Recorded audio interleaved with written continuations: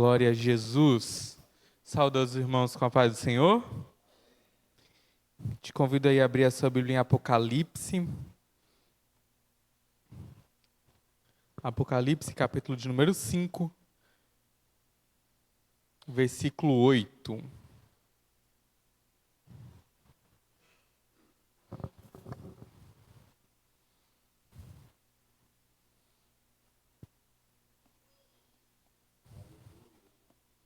Amém? Apocalipse 5, versículo 8 nos diz o seguinte: Havendo tomado o livro, os 4 animais e os 24 anciões prostraram-se diante do Cordeiro, tendo eles harpas e salvas de ouro, cheias de incenso, que são as orações dos santos. Amém? Podem se assentar em nome de Jesus. Hoje eu quero falar um pouco com os irmãos sobre oração. A Bíblia diz que nós devemos orar sem cessar. A oração é uma das práticas, das disciplinas espirituais de todo cristão. Hoje eu quero falar um pouquinho daquilo que Deus tem falado no meu coração sobre oração. Biblicamente nós entendemos que a oração ela existe de diferentes formas. Uma delas é através de uma oração propriamente, uma conversa com o Senhor. Nós temos aí as orações intercessórias, quando alguém se coloca para interceder por outra pessoa. Nós temos também as orações de ações de graça, quando nós somos gratos e exercemos essa gratidão ao Senhor através de orações, de falas, de louvores. São formas onde nós declaramos ao Senhor o nosso agradecimento a Ele. Pela vida, por um milagre específico, pela salvação, por diversos motivos. Ou somente pela existência do Senhor, né? Pela vida que há em nós através dele. Há também as orações de confissão, as orações onde nós confessamos os pecados. Existem orações também que são chamadas de precatórias. Essas são umas orações meio complicadas, porque na Bíblia a gente também tem dessas orações, e tem muitas delas, mas elas revelam algumas coisas do ser humano que nem sempre são legais. As orações precatórias, elas estão em muitos salmos, um deles é o Salmo 35. O versículo 8 desse salmo, ele vai desejar que Deus derrame sua ira sobre os inimigos, ou sobre aqueles que o salmista considerava como inimigo. E no versículo 9 ele diz que o resultado disso seria que ele seria salvo. E aí o que eu acho interessante é que esse ódio, essa raiva que existia no coração de um homem de Deus, por incrível que pareça, esse sentimento ruim, ele não toma decisões em cima desse sentimento. Ele entrega esses sentimentos a Deus através de oração. E aí quando a gente ora, Deus nos ensinou que nós oramos, seja feita a tua vontade, aqui na terra, como é feito no céu. Quando nós oramos, nós entregamos as situações para que elas estejam como é no céu, no formato de Deus. A gente pode até levar as nossas angústias, tristezas, pesares, sentimentos ruins, às vezes vergonhosos serem nomeados, mas que infelizmente, enquanto humanos, acontece de tristeza, decepção, angústia, raiva, às vezes ódio. Mas quando isso é entregue ao Senhor em oração, é feito aqui na terra como é no céu. E essas coisas não entram no céu. Então nós submetemos esses nossos sentimentos, por piores que eles sejam, à vontade do Senhor. E aí, as orações precatórias, elas são esse exemplo bíblico de quando a situação é tão terrível que parece que o sentimento ruim permanece. Mas mesmo assim, que seja conhecido diante de Deus todas as nossas súplicas e necessidades. Tudo que há em nós, do bom ao péssimo. Se isso for conhecido diante do Senhor, a vontade do Senhor vai prevalecer. E aí, não são as nossas. É por isso que a gente precisa entregar com sinceridade ao Senhor aquilo que é no nosso coração.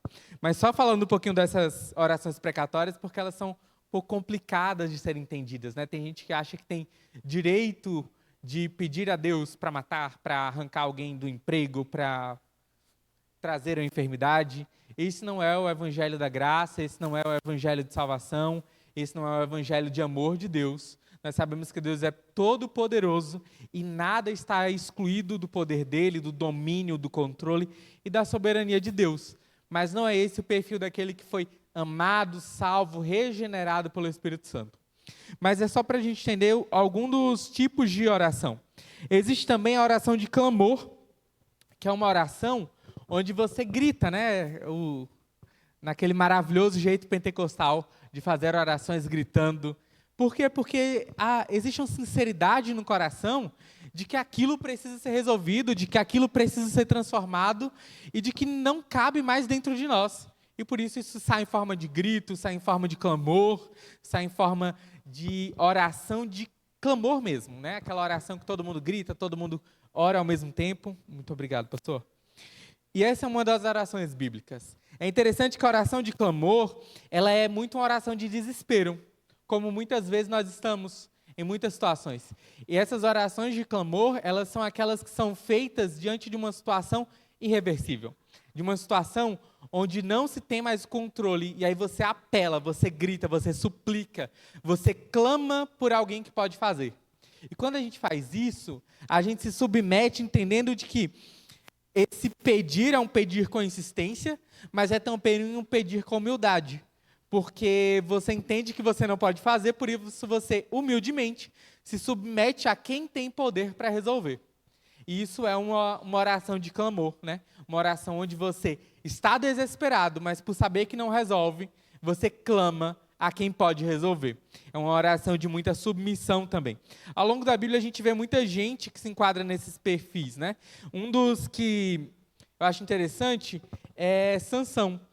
Porque se você olhar no dicionário, o clamor, ele é também entendido como exigência. Aí chega Sansão e ele vai pedir a Deus, Deus, eu errei, eu pequei, e ele faz um clamor dizendo, mas por favor, que venha o teu Espírito sobre mim agora, e pelo menos agora, que eu consiga derrotar esses inimigos do Senhor. E aí Deus atende a esse clamor. Só que ele reconhece, e aí é o que eu acho interessante, apesar de o mundo dizer que o clamor ele pode ser uma exigência, nós entendemos biblicamente que o clamor é um ato de submissão àquele que é mais poderoso que nós. É bem verdade que existe muita gente por aí explicando que você pode orar exigindo alguma coisa de Deus, colocando Deus contra a parede. Isso é bem complicado.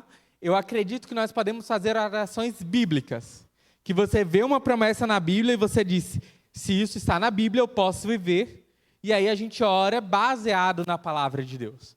Agora, exigir do Senhor aí já é demais, né? Mas nós podemos colocar nas nossas orações as palavras do Senhor, né?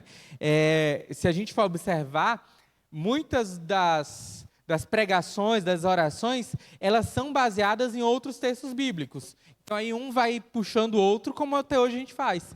A maioria dos nossos louvores, quem dera se fossem todos, são baseados em textos bíblicos. As nossas orações também deveriam ser clamando pela palavra do próprio Senhor. Mas o que eu quero te chamar a atenção hoje é sobre como a gente vem parar em Apocalipse 5, versículo 8, que diz que diante do Cordeiro se prostraram os 24 anciões, e eles estavam com harpas e salvas de ouro, ou taças, ou recipientes, cheios de incensos. Incenso é a representação, e aqui diz exatamente isso, são as orações dos santos. As tuas orações, elas chegam diante do Senhor. As tuas orações, elas chegam diante do Senhor. Essa é uma verdade bíblica, uma promessa, é algo para a gente ter como princípio e como base na nossa vida. Mas eu queria caminhar com você ao longo da história sobre como a oração ela desenrola, ela acontece, ela se movimenta ao longo da história. E não somente da história, o que já passou, não somente da história bíblica, mas da história da igreja e da eternidade. Porque a gente ainda não chegou lá, mas Deus está olhando e vê tudo como nada, né? Do Éden à eternidade, tudo nada é para o Senhor, é muito pequeno. E eu queria caminhar hoje sobre a oração, talvez numa perspectiva de como Deus olha, de como a gente deveria enxergar, de como Deus está vendo o nosso processo de aprendizado sobre a oração. Se você olhar em Gênesis 3, versículos 8 ao 10, nós encontramos um Deus que passeava todos os dias na viração do dia. Nós inferimos isso pelo texto, que Deus passeava na viração do dia e conversava com Adão e Eva. É tanto que, quando eles ouvem os passos do Senhor, eles não se assustam pelo Senhor. Eles se assustam porque eles estavam nus. Mas os passos do Senhor, o som de Deus passeando ali, já era algo conhecido deles. Eles já tinham esse ambiente de comunhão com o Senhor. Então, ele diz, olha, eu ouvi o Senhor, a tua voz pelo jardim, e temi porque eu estava nu. Não porque o Senhor estava naquele lugar, porque eles tinham o hábito de ver o Senhor naquele lugar. E o que é importante aqui? Adão e Eva tinham um contato diário e direto com o Senhor. Eles tinham esse tempo de comunhão. Gênesis 3:8 fala que o Senhor passeava todos os dias, na viração do dia. No 9, o Senhor fala com Adão, onde você está? E ele vai responder no 10, né? Eu temi porque eu ouvi o Senhor passeando por aqui. Isso já é um ambiente de oração, porque ele ouve o Senhor, e que a nossa oração, isso aí já é um princípio para a nossa vida de oração, que a oração não é somente sobre aquilo que a gente fala para o Senhor, mas também daquilo que a gente ouve do Senhor. E nem sempre a gente ouve palavras, nem sempre a gente ouve frases, mas eles ouvem a voz soar no jardim. Eles não ouvem uma frase, a Bíblia não traz isso, mas eles ouvem o soar da voz do Senhor pelo jardim. Então, esse soar da voz do Senhor, que às vezes não é uma frase, às vezes não é uma resposta, mas a presença da voz poderosa de Deus. Isso deve fazer parte da nossa vida de oração. Porque isso é o Éden, aquele estado de comunhão perfeita e maravilhosa com Cristo. Então, desde o Éden, o Senhor já tinha um ambiente de comunhão através da oração. E todos nós sabemos que aquele momento é um momento decisivo, porque eles acabam confessando o pecado e sendo repreendidos pelo Senhor, recebendo consequências dos pecados. Então, a humanidade é marcada por uma queda, por uma necessidade de comunhão com Deus. E eles saem daquele ambiente de comunhão diária e completa com o Senhor, para um ambiente de terceirização da comunhão com Deus. Por que eu chamo de terceirização? Esse período, eu vou fazer um resumo aqui para os irmãos. Eu chamo isso aqui de 7 períodos de oração. Você não vai encontrar isso em um livro, você não vai encontrar isso em um curso. Isso aqui é um negócio que, se a gente for chamar, é rema, é Deus que me falou. E eu digo que a oração ela é dividida em 7 períodos. No Éden, a oração no tempo sacerdotal, que vai incluir os patriarcas, juízes, sacerdotes, reis e profetas. A oração no tempo de Jesus Cristo. A oração no tempo do clero, né, da igreja organizada, e a gente vê muito aí igreja na Idade Média, a igreja já enquanto instituição romana, a oração no período da Reforma, a oração no período do avivamento da Rua Azusa e, por fim, a oração na eternidade. E a gente vai caminhar por isso ao longo da história. Então, quando eles se afastam da presença de Deus diária e estão agora necessitados de alguém que medie essa relação com Deus, eu chamo isso de período sacerdotal. Mas isso começa com os patriarcas. Se você olhar lá Jó, capítulo 1, versículo 5, Jó tinha o hábito de orar pelos seus filhos, porque talvez, eles tenham pecado contra o Senhor. E por isso Jó fazia sacrifícios e orações. Ele fazia esse tipo de sacrifício porque ele queria garantir, porque os filhos dele não tinham essa vida de oração, não tinham uma vida com o Senhor. Então ele se colocava num lugar sacerdotal, pelos filhos e pela família. Se você olhar Números 15, versículo 28, você vê também que Deus institui sacerdotes propriamente, e eles são responsáveis por mediar as orações do povo de Israel com o Senhor. Uma vez por ano eles entravam lá com sangue, porque sem sangue a gente não consegue entrar diante do Senhor. Mas o sangue do Cordeiro já foi derramado pela minha vida, pela sua vida, e por causa disso todas as suas orações, o Senhor ouve. Porque toda vez que você se ajoelha, porque toda vez que você se coloca diante do Senhor em oração, onde for, em que tempo for, o sangue de Cristo está indo com você. O sangue de Cristo está indo, te livrando da ira, da condenação. E é esse sangue que permite que a gente seja ouvido pelo Senhor. Mas continuando aqui, a gente vê também os juízes, a gente vê, como eu citei há pouco, Sansão, a gente vê outros juízes que fazem orações pelo povo, que são direcionados por Deus. A gente vê também profetas que oram em favor do povo. A gente vê reis, Davi faz orações em favor do povo, Salomão faz orações em favor do povo. A gente vê, por exemplo, Daniel. Daniel é um profeta que no capítulo 9, ele faz uma oração muito compreendendo que havia uma necessidade naquela época, e essa necessidade deveria ser suprida através da oração que ele estava fazendo. Daniel 9, 1 ao 5, ele vai falar que ele leu a palavra, leu os livros e profecia, e entendeu que o tempo do cativeiro tinha passado. Você lembra quando eu falei sobre orar a palavra do Senhor? Daniel, ele orava a palavra de Deus. Ele lia os textos bíblicos, ele fazia orações baseadas no que estava na palavra. Então, Daniel, ele vai caminhando ali do versículo 1 ao versículo 5 do capítulo 9, explicando que ele estava lendo a palavra do Senhor e entender uma verdade, uma profecia, uma palavra de Deus liberada sobre o povo, de que o cativeiro já deveria ter acabado pelos 70 anos, e agora ele se coloca, e o versículo 5, se não me engano, ele é muito enfático em dizer: nós pecamos.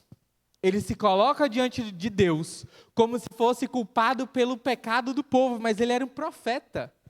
Ele era um homem cheio de Deus, ele não era culpado por aqueles pecados. Mas quando a gente se coloca em posição de liderança, a gente assume também os erros, as consequências, os pecados, a gente se torna também responsável pela vida do nosso irmão. E eu já te adianto que você é sacerdócio real. Você é escolhido por Deus para ser também responsável pelo teu irmão. Nós somos chamados para sermos responsáveis. Isso não é função somente dos pastores ordenados. Isso é a função de todo cristão. Mas o que acontece com Daniel é que ele ora, e aí é o que desenrola lá nos livros de Neemias, de Esdras, de Esther. Porque as consequências da oração de Daniel promovem que o povo volte através de Esther, que a cidade seja reconstruída através de Neemias, que o serviço de adoração ao Senhor fosse reestruturado através de Esdras.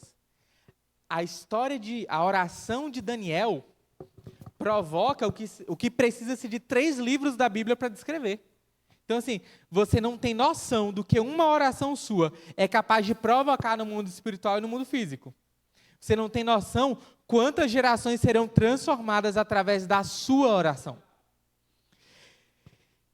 E para a gente concluir esse tempo aqui da oração sacerdotal, onde a gente vê as pessoas não tendo esse contato direto com o Senhor, poucas pessoas tinham.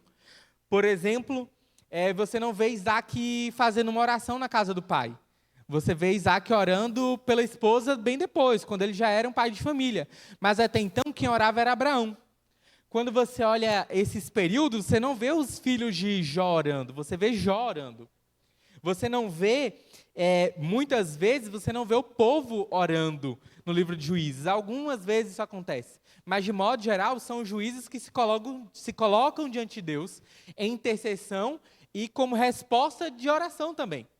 Então, a gente vê esse movimento muito, muito comum no Antigo Testamento, onde reis, sacerdotes, profetas, juízes e patriarcas se colocam diante de Deus pelo povo. E o povo, cada um vivia a sua vida, cada um vivia do seu jeito, cada um. Até quando a pessoa ia orar, ela entregava a oração para o sacerdote, e o sacerdote fazia o sacrifício. O sacerdote levava até o altar do incenso, o sacerdote levava até o Santo dos Santos. Nunca era a pessoa. Você participava até certo ponto, mas a partir de um ponto ali, depois que o animal era degolado, não, agora é o sacerdote que faz. E assim foi o período sacerdotal, até que chega Jesus Cristo, e para mim ele inaugura um novo tempo na vida de oração. na história da oração, se a gente for chamar assim. E Jesus, eu acho interessante porque a oração do Pai Nosso, ela é completamente citada apenas no livro de Mateus. No entanto, ela é citada depois em outro livro, se não me engano, Lucas, mas do jeito que ela é escrita lá em Mateus capítulo 6, versículo 9, ela é muito rica porque Jesus inaugura um novo tempo, onde a oração ela é comunitária, mas ela também é individual. Quando vocês forem orar, Jesus não estava falando para sacerdotes, escribas, não estava falando para pessoas de autoridade religiosa, ele estava falando para pessoas que estavam em formação, leigos, homens, mulheres, ricos, pobres, um povo que seguia ele, o povão mesmo. Quando vocês forem orar, vocês irão orar assim. Aí eu acho interessante que ele fala: Pai nosso que estais nos céus, santificado seja o teu nome, venha o teu reino, seja feita a tua vontade, assim na terra como já é feita no céu.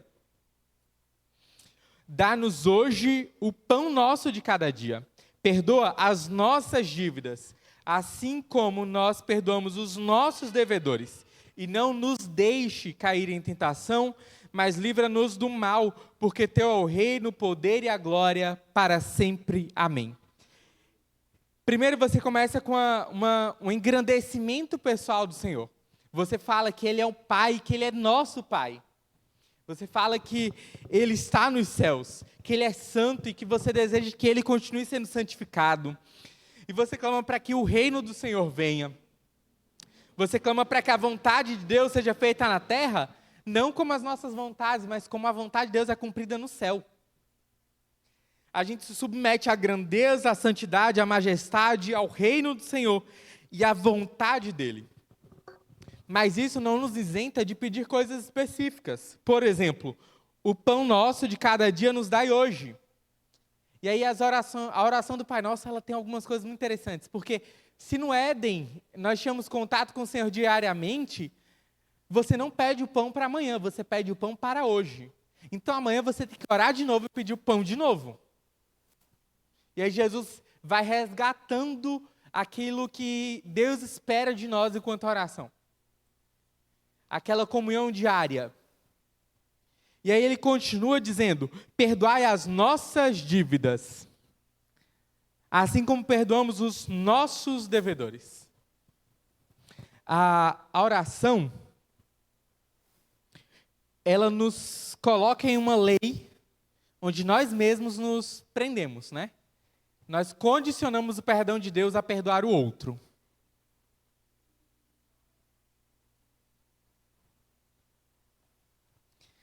A gente pede que Deus só nos perdoe se a gente for perdoador de quem nos ofender.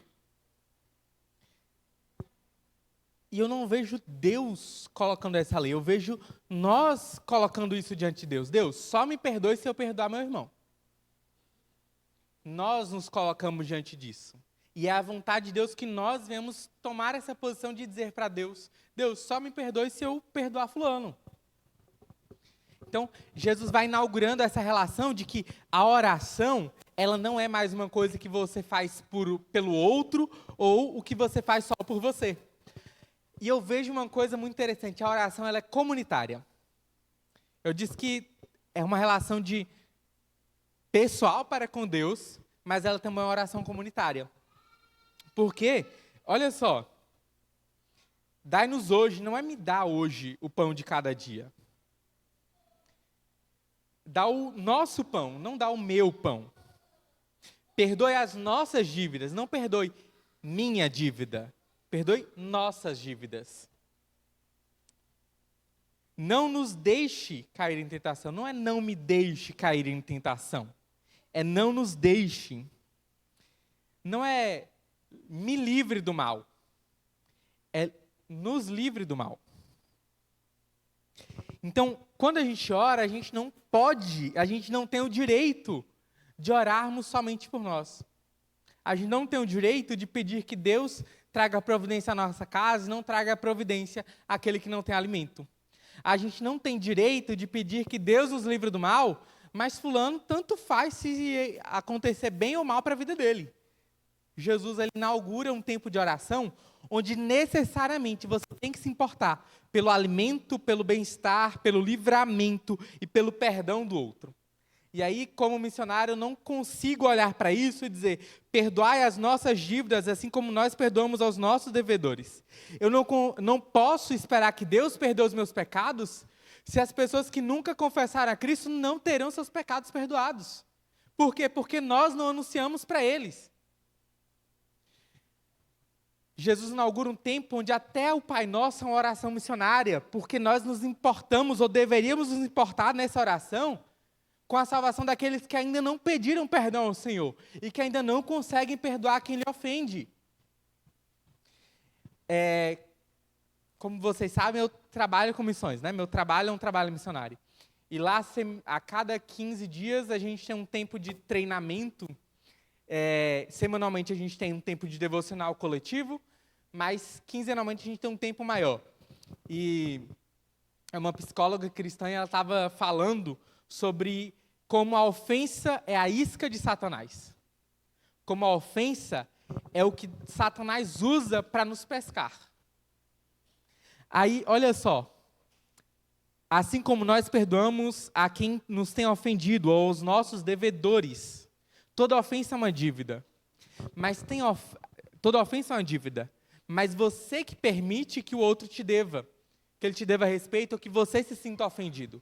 Isso é algo que está no nosso coração. A pessoa não tem capacidade de provocar um sentimento em você. O sentimento, ele é seu. A ofensa, ela é sua.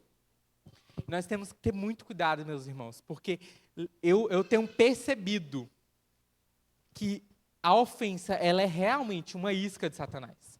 Um certo pastor, pregando uma série de mensagens na igreja dele nos Estados Unidos, ele falou isso virou um livro, virou um curso, de como as pessoas se ofendem tanto que Satanás facilmente os traga, os leva, os arrebata. Por quê? Porque a mínima situação virou ofensa. Mas o Senhor nos chama para que Ele perdoe as nossas dívidas, os nossos pecados, as nossas ofensas a Ele, se nós perdoarmos as ofensas que os outros nos fazem. E aí eu te convido a pensar, o que tem te ofendido ultimamente? Porque a Bíblia manda a gente suportar uns aos outros em amor. E esse suportar inclui não só ofender quando o outro tira a tua paciência, tira a tua expectativa, a tua esperança. Quando você ora o Pai Nosso, você também se condiciona a esse tipo de coisa. E por fim ele fala, não nos deixe cair em tentação. Não, nós, né, a igreja, a comunidade, a comunhão, mas livra-nos do mal. Eu acredito que esse é um tempo para a gente refletir sobre essa oração, como um tipo de oração que a gente deve fazer sobre a nossa igreja. Sobre a Assembleia de Deus da Vila Morangueira. Senhor, dá o pão de cada dia para os nossos irmãos. Senhor, alimente cada um dos nossos irmãos. Senhor, perdoe os pecados de cada um dos nossos irmãos e ajudem cada um a perdoar aqueles que eles têm se sentido ofendidos, que eles foram ofendidos. Senhor, livra cada um dos meus irmãos do mal, não deixe que cada um dos meus irmãos caia.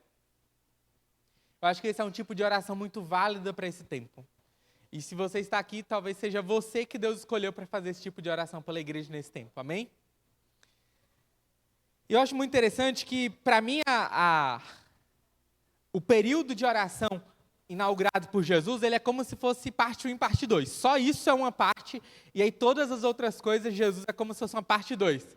Porque ele fala sobre orar pelo menos uma hora, ele fala sobre tirar tempos específicos de oração, ele fala sobre, ele não somente fala, né? Ele tem atitudes de oração específicas antes de tomar decisões. Jesus, ele tinha todo o poder, mas existiam momentos que ele não declarava cura sobre alguém, ele orava ao Pai pedindo uma cura. E aí Jesus falava também para orar não para o Senhor e não por visibilidade, como está lá em Mateus 6,5, de orar com a porta fechada, de não orar nas esquinas para que os outros vejam, mas sobre uma espiritualidade onde a gente está diante do Senhor primeiro. É o coram Deu. Tudo está diante dos olhos do Senhor. como se tudo estivesse diante de Deus, mas que somente de Deus. E quando tudo está diante de Deus e somente de Deus, aí ele faz refletir em todos os outros lugares. Mas se o movimento para que a nossa espiritualidade seja vista, se esse movimento for nosso, não é corondeu, não é presença de Deus, não é diante do Senhor, não é fecha a porta do quarto, não é. É como aqueles que tocavam trombetas para anunciar, olhe, fiz uma oferta, olhe, orei pelo necessitado. E não é essa a vontade do Senhor. Então Jesus ele tinha essas decisões também de orar também em momentos difíceis. Nós somos muito tentados a, no momento de dificuldade, simplesmente abandonar a situação. Tá difícil, a gente troca. E aí, isso aí é para tudo, né? Do eletrodoméstico que quebra, não conserta, joga fora. A fulano falou uma coisa que não gostei. Arranjar outro amigo, arranjar outro irmão em Cristo, como se isso fosse possível. E as nossas vivências são essas, de desistir das coisas muito fáceis. Não passei nessa vaga, também não vale a pena. Não consegui entrar na faculdade e pronto, também não entra mais. E parece que a nossa vida é sobre essas coisas, de desistir tudo muito fácil. Aí você olha para Jesus, à beira da crucificação, ao invés de ele fugir, ele vai para o Getsemane e ora. Existem situações que fugir é sim uma solução. Fugir da aparência do mal, fugir de Herodes que está tentando matar os bebês. Existem situações que sim, o mundo fica aí dizendo que a gente tem que enfrentar tudo, né? Não, a gente tem que ver o que a Bíblia nos manda enfrentar. Mas o que acontece aqui? Jesus lá no Getsemane, ele ora diante de uma situação difícil e importante. E ele faz essa oração parecida com o Pai Nosso. Todavia não seja feita a minha vontade, mas a tua. Para mim isso é uma versão do seja feito aqui na terra como é feito no céu. Esse é o tipo de oração de Jesus Cristo. Nos tempos de dificuldade, se submeter à vontade do Senhor. E o que eu percebo no nosso tempo é que nós temos dificuldade de se submeter à vontade do Senhor. De entender que Deus é soberano.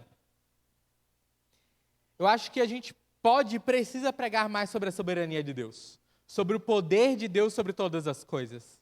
Que nas mãos dele cabe todas as águas do mar, que ele conhece cada estrela, que ele sabe contar cada fio de cabelo da nossa cabeça, que ele sabe de cor todos os nossos dias, que ele tem o nosso nome escrito na palma da mão dele, que ele é capaz de renovar a força daquele que não tem mais força. Ele renova aquilo que não existe mais. Que ele traz à existência aquilo que ele não existe pelo poder unicamente da palavra dele. Gente, palavra não é você se levantar, se mexer, tocar, construir algo. Palavra é o som que sai. Ele não move um membro do corpo. Pela palavra, pelo som da sua boca, as coisas são criadas. Esse é o Deus que nós servimos. E aí, quando a situação é difícil, a gente não consegue acreditar que o nosso Deus soberano esteja regindo essa situação. E aí nós precisamos nos lembrar de um Deus soberano e poderoso. E fazer como Jesus. Não seja feita a minha vontade, mas a tua. E isso é consciência de que nós temos um Deus soberano. E que por mais difícil que a situação seja, Ele continua soberano. Passando dos ensinamentos de Jesus sobre isso, eu quero falar agora sobre o período do clero.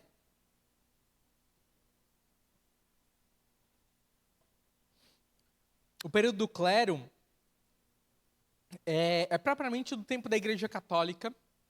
É um período que é marcado por os ensinamentos de Jesus estão ali há 300, 400, 500 anos atrás.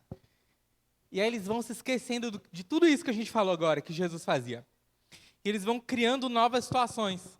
Então, novamente, a vida de oração é terceirizada. A vida de oração é pelo padre, é pelo bispo, é pelo líder religioso, é pelo monge, e aí você não ora mais. Você pede a alguém que ore por você. E não é um problema em si você pedir que alguém ore por você. O problema é quando a gente não ora. Quando a gente nunca ora. E era isso que acontecia. E aí quem orava, orava também de um jeito que não era bíblico, né? Porque se a gente for olhar a história, nós temos aí o advento da intercessão pelo clero e pelos santos. Os santos, muitos deles foram realmente grandes homens e mulheres de Deus, que tiveram experiências sobrenaturais com Deus, que foram exemplos de homens fiéis. É o que acontece? Fulano foi muito dedicado. Aí eles pegavam, e até hoje fazem isso, pegaram pessoas que tinham bons exemplos de vida, e aí colocavam numa posição que era superior a todas as outras. E será que às vezes a gente não está fazendo isso, ainda nos tempos de hoje, protestantes, evangélicos, e colocando a oração de fulano como mais poderosa, ou fulano como um crente melhor, ou fulano como um pastor melhor, ou fulano como um missionário melhor? Será que a gente não está também fazendo isso? E submetendo aquilo que Deus nos deu de graça a outra pessoa? E eu, pesquisando sobre isso, eu descobri que isso foi tão profundo que alguns nomes da igreja ali, no início da igreja, né, nos primeiros séculos, aí tinha Clemente, Tertúlio, Hipólito, eles tinham uma teologia que não era bíblica. E eles escreviam livros, eles pregavam sobre como era necessário que alguém intercedesse por você. E esses livros foram se difundindo de tal forma que agora ninguém mais orava. Era o padre que tinha que orar. E para você falar com Deus, você teria que confessar ao padre. E aí, como se não bastasse, surge aí o advento das ladainhas e das rezas, né? No caso da Ave Maria, que é algo muito forte aqui no Brasil, a Ave Maria, o primeiro relato dela é do século X. Então, é uma oração que é baseada em um texto bíblico, porque está lá no Evangelho alguma coisa parecida, eles pegam um texto bíblico, começam a repetir, acrescentar, e eles usam aquilo ali para fortalecer uma doutrina que não é bíblica. Aparência de verdade, aparência de santidade, mas não é. E aí o povo que já não tinha acesso à Bíblia começa a repetir aquele tipo de oração. Se torna uma reza. Aí Jesus é tão claro em dizer, não useis de vãs repetições. E aí o que eu acho impressionante é como a capacidade do ser humano de fazer exatamente o que Deus disse para não fazer. Não é fazer algo parecido com o que Deus disse para não fazer, é fazer exatamente o que Deus disse para não fazer. Eu me impressionei foi com as ladainhas. As ladainhas, não sei quantos aqui foram católicos antes de serem evangélicos, geralmente muitos, mas não é o meu caso, eu tive que estudar para isso. As ladainhas, elas são as orações, as rezas, onde você pede a intercessão de um santo. Gente, eu fui ler uma ladainha. Ladainha também é falado como algo sem sentido, pejorativo, né? Mas ladainha, no original mesmo, é uma das rezas do catolicismo. É onde eles citavam vários nomes de crentes, de apóstolos, de pais da igreja, de teólogos, de místicos, de monges, e eles finalizavam por fulano, rogai por nós. Fulano, rogai por nós. Eles tinham a oportunidade de falar com Jesus Cristo, mas colocavam centenas de pessoas na frente. Quantas vezes nós temos a oportunidade de resolver as coisas facilmente, nós colocamos centenas de coisas, de pessoas na frente. E isso foi um marco muito grande na história da igreja, de modo geral, né? A igreja não enquanto denominação, mas da história do cristianismo. Isso foi muito ruim, muito ruim. Porque fez com que a igreja, o povo de Deus, apesar de dizer crer em Cristo, estava refém de falar com Deus, de ter uma vida com Deus, por meio do clero, dos sacerdotes católicos, e dos santos, daqueles que eles enalteciam, né? E aí vem, graças a Deus, a reforma protestante, que resgata um valor muito importante, que é o sacerdócio real de todos os santos. Isso acontece lá no ano de 1517, mas é um movimento, né? A gente olha o ano 1517 como um marco, Mas acontece muita coisa antes, depois, muita coisa sobrenatural. E o que marca aquele período é a oração não ser mais, e a oração, a pregação, a vida religiosa não ser mais algo exclusivo do clero. Clero, os sacerdotes, né? Os padres, os bispos. Mas todo cristão agora era um sacerdote, assim como a Bíblia ensina. E aí tem uma frase de Martinho Lutero, que eu quero citar aqui para os irmãos, que diz assim: se eu deixar de gastar 2 horas em oração a cada manhã, o diabo consegue a vitória no decorrer do dia. Tenho tanto trabalho que não posso realizá-lo sem empregar 3 horas por dia de oração. A tradução bíblica, a pregação, a apologética, o entendimento da palavra, o sustento do casamento, o sustento da nova igreja, a vida dele, porque ele estava sendo perseguido, não teria segurança alguma se ele não gastasse tempo, investisse tempo em oração, em horas de oração diariamente. E aí a gente vê o marco de Martinho Lutero para a história da humanidade, né, para além da nossa religião. Mas esse é um exemplo de Martinho Lutero, né? Então a oração fazia parte da vida dos reformadores, e mesmo que eles não tenham tanta influência sobre a nossa igreja, sobre a nossa vida no dia a dia, mas isso é um marco para o que vem depois. Porque aí a vida cristã ela deixa de ser dos religiosos e passa a ser para todo crente. Só que mesmo assim, era muito restrito àqueles que estudavam, àqueles que tinham condições, aqueles que tinham certas situações sociais que permitiam. Só que em 1º de janeiro de 1901, acontece lá em Los Angeles um episódio interessante. Existia ali uma escola bíblica, uma escola de teologia chamada Bethel, e uma jovem chamada Agnes, ela começa a orar, e a sala de aula de teologia, ela começa a orar pedindo para que o Espírito Santo batizasse alguém naquele lugar. Porque eles entenderam biblicamente que o batismo com o Espírito Santo era algo para aquele tempo, né? Aquilo que estava em Atos 2. E o que eu acho interessante é que o movimento pentecostal ele começa numa escola de teologia, numa reunião de oração. Então nós pentecostais devemos amar a oração e amar a teologia, sim. Isso está na nossa essência. E depois de horas de oração, aquela jovem é batizada com o Espírito Santo, ela começa a falar em outras línguas. E o que eu acho interessante é que se, no movimento reformado, somente os homens têm autoridade para pregar, para serem pastores, para exercerem ministério, no movimento pentecostal, a mulher também pode pregar, e a primeira ali batizada é uma jovem. O poder do Espírito Santo vem para que todos possam orar, e todos possam orar em línguas, com uma comunicação especial direta do seu Espírito com o Espírito Santo. O movimento pentecostal ele traz a oração para um novo nível. Uma oração em línguas, uma oração direta, conduzida e guiada pelo próprio Espírito Santo. O movimento pentecostal traz uma fé genuína de que toda oração tem resposta ou resultado.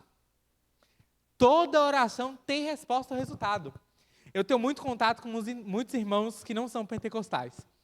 E às vezes eu acho muito interessante que a gente conversando, ou orando juntos, ou estudando a Bíblia juntos. Esses dias eu estava ouvindo um ensino bíblico sobre o livro de Ezequiel por uma irmã presbiteriana.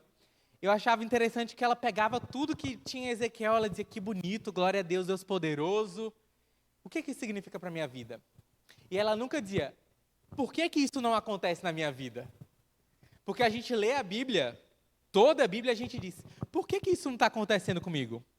Por que eu não estou orando e as pessoas estão sendo curadas? Por que eu não estou tendo visão de anjos? Basicamente é assim que o pentecostal vive. Tudo que a gente lê na Bíblia, a gente quer viver também. E é para isso que o Espírito Santo está aqui, para nos dar experiências poderosas, ousadas, cheias de virtude, cheias do extraordinário de Deus. É esse poder pentecostal que nos faz orar em línguas, orar em algo que a gente não consegue entender, mas que edifica o nosso espírito. O Espírito Santo vem no movimento pentecostal para trazer a oração para um novo nível. Para o nível onde a gente olha para a Bíblia e tudo que está na Bíblia precisa acontecer comigo porque eu sou crente. Porque eu tenho o mesmo Espírito Santo na Bíblia, o mesmo Espírito Santo que usou os patriarcas, os reis, os profetas, os sacerdotes. É o mesmo Espírito Santo que estava sobre pessoas selecionadas, hoje está sobre todos os crentes. E hoje todos são sacerdotes reais. Hoje todos fazem parte da nação santa. Todo aquele que crê em Cristo é chamado por Deus para exercer essa vida de oração, de intercessão, de clamor, de súplica. E o movimento pentecostal, ele traz também essas orações espontâneas, essas orações de clamor. Dizem que, durante o avivamento da Rua Azusa, a cidade ficou impactada com os gritos. Então, assim, grite mesmo, meu irmão. Grite o máximo que você puder. Deus é digno de toda a sua voz. Deus é digno do máximo de você. Não é um problema. A gente olhando para a história bíblica, a gente olhando para a história do pentecostalismo, a gente olhando para a grandeza daquilo que nós vemos com o Senhor, existem coisas que não fazem sentido a gente tentar esconder, aprisionar. Nós temos um Deus que é poderoso, é digno de ser adorado com todo o nosso ser. E essas orações espontâneas, aquilo que... eu vou trazer outra experiência. Eu acho interessante que, convivendo com batistas, por exemplo, os cultos, eles têm o minuto de começar, 1 minuto de ler a palavra, 1 minuto daquela oração, quando que aquela oração termina, e 1 minuto de culto terminar. Aí você vai para o movimento pentecostal, se você olhar aí, por exemplo, o nascimento do círculo de oração no Brasil, tinha um círculo de oração que duravam 6 horas. E aí, esse poder pentecostal, onde tudo é guiado pelo Espírito Santo. Existe a ordem, existe a decência, claro, mas existe também estar à dispensação daquilo que o Espírito Santo está se movendo. E aí o movimento pentecostal, ele traz isso, essa leveza, espontaneidade, esse ser guiado pelo Espírito Santo em momentos específicos, em momentos diferentes, para fora do ambiente religioso, principalmente. E a oração por cura como um marco. O avivamento da Rua Azusa era marcado por, nas laterais da igreja, ficarem muletas, bengalas, próteses. Teve gente que entrou com um braço e saiu com 2, porque não tinha um. Então a gente tem esses testemunhos extraordinários. Essa oração por milagres, por crer que, como eu vivi, de precisar evangelizar, ter marcado evangelismo, aí o céu fica negro, começa a chover, na hora do evangelismo para a chuva, termina o evangelismo, volta a chuva. Milagres, coisas sobrenaturais. E eu falo do que eu ouvi, mas de coisas que eu vivi. De ver a chuva finalizar às 2 horas, porque às 2 começava o evangelismo, e terminar às 4, porque às 3h50 a gente terminou o evangelismo. Eu vi. E esse é o poder de Deus, de que, assim como Elias falou, vai chover e chove, não vai chover e não chove, essa mesma autoridade está sobre nós. Isso é o poder pentecostal, essa oração que é movida pelo Espírito Santo, movida pelo poder de Deus. E aí a gente vê a participação de mulheres. Temos a irmã Albertina Bezerra Barreto, que é a fundadora do Círculo de Oração, um movimento que alcançou todas as igrejas da Assembleia de Deus do Brasil, muitas outras denominações, muitos outros países. Por quê? Porque uma irmã sentiu que deveria orar um pouco mais. Uma irmã dentro da nossa igreja. Ela era pastora? Não. Nossa igreja não entende, não entende isso como algo bíblico, e por isso a gente não consagra pastoras, né? Pelo menos na nossa convenção. No entanto, as mulheres têm sim um papel extraordinário que lá na reforma elas não tinham. Existiam sim exemplos de mulheres de oração, mas que dentro do pentecostalismo tem espaço para orar, espaço para serem as guerreiras de oração pela igreja. E aí dentro do pentecostalismo surgem também outras coisas. Por exemplo, a irmã Amy, ela foi a fundadora da Igreja do Evangelho Quadrangular. Uma mulher cheia do poder do Espírito Santo, fundou uma igreja que está em mais de 160 países, quase ali muito parecida com a Assembleia de Deus, bebeu muito da nossa teologia, bebeu muito das experiências assembleianas com o Espírito Santo, Por quê? Porque o Espírito Santo ele chega para dar voz ao negro como William Seymour, que não tinha voz, à mulher que não tinha voz, ao pobre que não tinha espaço para estudar, ao missionário que chegava no Brasil e não sabia falar português e procurava onde que tinha um enfermo. Aí onde tivesse enfermo, ele orava, a pessoa era curada, e a pessoa, agora eu quero saber quem é esse Deus, que você nem sabe falar, mas eu quero ouvir.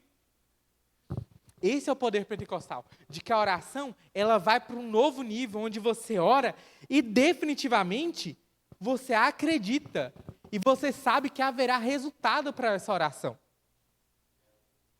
Para mim, a maior diferença de nós, assembleianos, para qualquer outra denominação ou qualquer outro ramo do cristianismo, é essa convicção de que nós temos, de que toda oração tem resposta ou resultado. Isso, para mim, tem sido marco no meu ministério. Porque, diante de várias situações, eu falo, não, nós oramos, Deus vai fazer. E aí, às vezes, Deus dá aquela ousadia de marcar a data, né, de quando vai acontecer. E aí, acontece. E é Deus que faz. Eu tive uma experiência de orar por uma jovem da 5ª Igreja Presbiteriana aqui de Maringá. Ela precisava mudar de emprego e a gente orou. Eu disse, olha, você vai mudar de emprego. Eu orei por ela. E eu falei, olha, pronto, oramos aqui, você precisa mudar de emprego, estou orando, Deus vai providenciar um novo emprego, e eu te dou 3 meses para isso. Faltando 14 dias para os 3 meses, mudou de emprego. Está trabalhando nesse lugar até hoje, já fazem o quê? Uns 2 anos que eu fiz essa oração. Mas ela nunca tinha tido uma experiência dessa. Aí a gente olha para a gente, conhece o poder pentecostal, nós oramos e nós sabemos que o resultado virá. Às vezes Deus nos fala até a data. Isso tem que ser vivo no nosso coração, meus irmãos. Olha o que a gente percorreu de história de oração. Olha o que a gente percorreu e viu que muita gente não tem a graça de viver essas coisas com o Senhor. Mas você, eu, nós fomos chamados para esse tipo de experiência com Deus.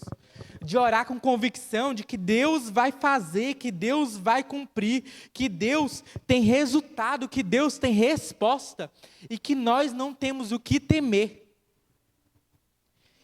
E se às vezes faltou fé, vai como eu fiz algumas vezes também. A gente fala e de agora, Deus, eu falei, tive fé naquela hora, mas agora não tenho fé. Aí você tem que orar mais um pouco. Aí continua orando, mas Deus também vai cumprir. A gente precisa viver nessa consciência de que nós somos cheios do Espírito Santo, cheios da direção do Espírito Santo, e aquilo que Ele nos fala, aquilo que Ele nos move a orar, Deus vai fazer. Eu lembro de uma vez, lá na Bahia, um casal, um jovem, assim, ele era presbítero e foi cuidar de uma congregação, uma das mais afastadas. E eu passei uma tarde com aquilo no meu coração, Deus vai dar um carro para o Maicon, para o presbítero Maicon, e aquilo ali estava no meu coração. Eu comecei a orar. E às vezes o que a gente precisa é entender aquilo que Deus está nos guiando para orar. Lembra que você tem o Espírito Santo, e Ele nos ensina como orar, Ele que nos conduz, confie naquilo que o Senhor está te conduzindo em oração. Amém? Se lembre agora daquilo que Deus está te conduzindo a orar, daquilo que Deus está te movendo o seu coração. Deus compartilha aquilo que está no coração dEle com o seu coração, para que você ore segundo a vontade dEle. Pedis e não recebeis, porque pedis mal, pedis para os seus próprios deleites. Mas quando a gente pede para a vontade de Deus, para o deleite do Senhor, para a alegria de Deus, não há nada que nós não receberemos. Amém? E para a gente finalizar, porque é muito poderoso aquilo que a gente tem a oportunidade de viver hoje. Nós oramos por cura, as curas acontecem, oramos, os demônios saem. Às vezes, orar por cura sempre foi uma dificuldade muito grande para mim. Eu dizia, Deus, eu tenho fé para tudo, mas esse negócio de cura é complicado. E aí, eu orava também isso. Sendo sincero, eu sempre acredito que a oração ela tem que ser uma conversa muito sincera com o Senhor. Olha o tanto de coisa que a gente viu da história da oração, é um privilégio muito grande a gente conversar com Cristo. Então, converse sinceramente, entendendo a grandeza, mas que Ele está disponível para você. E hoje Deus tem me dado graça, por exemplo, de orar e ver Deus curar. Como um dia desse aconteceu com o Natan, o filho do irmão Jonathan. Ele estava aqui com dor de cabeça, eu orei, e eles não precisaram ir lá para a UPA, eles saíram do culto porque ele estava com muita dor, e enquanto estavam indo para casa, a dor passou. Isso tem acontecido, graças a Deus, por muitas pessoas, em pessoas que não conhecem o Evangelho, em pessoas que conhecem, mas não conhecem o poder de Cristo. E Deus tem me usado dessa forma. Há graça em mim, há poder em mim, há especial, alguma coisa de especial em mim? Não. Mas essa é uma promessa de Deus. Em meu nome, os que creem imporão as mãos sobre os enfermos e os curarão.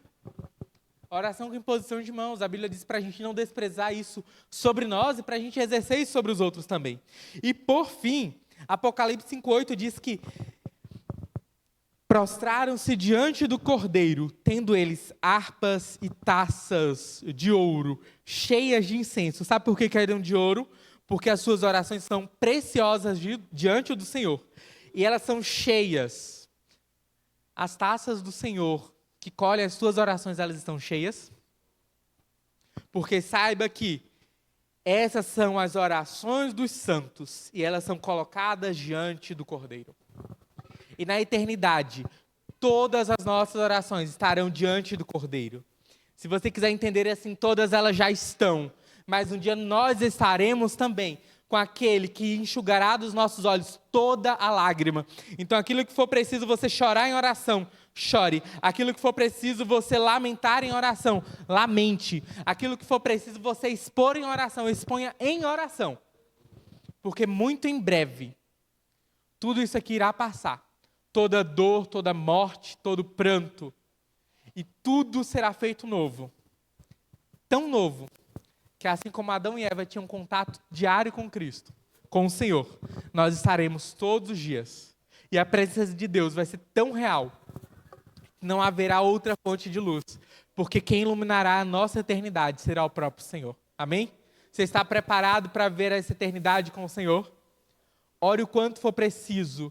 Transforme as situações em oração hoje, mas nunca se esqueça que a nossa vida não é sobre este tempo, é sobre todas as nossas orações diante do Cordeiro. O Cordeiro na eternidade. Amém? Que Deus abençoe a sua vida. Espero que essa palavra tenha animado a sua vida de confiança, de esperança e de oração ao Senhor, sabendo que você tem o privilégio de conversar com Cristo. Deus abençoe.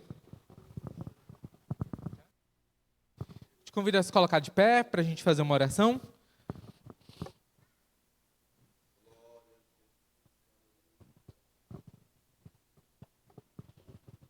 Jesus,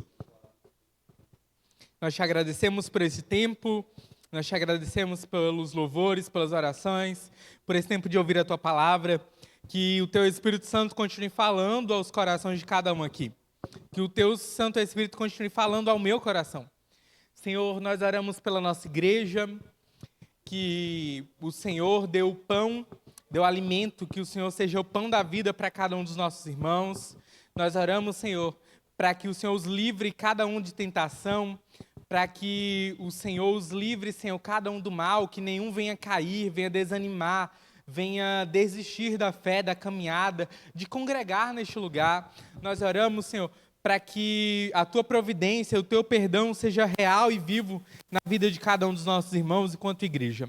Nós oramos também, Senhor, para que o Senhor traga renovo à nossa vida de oração.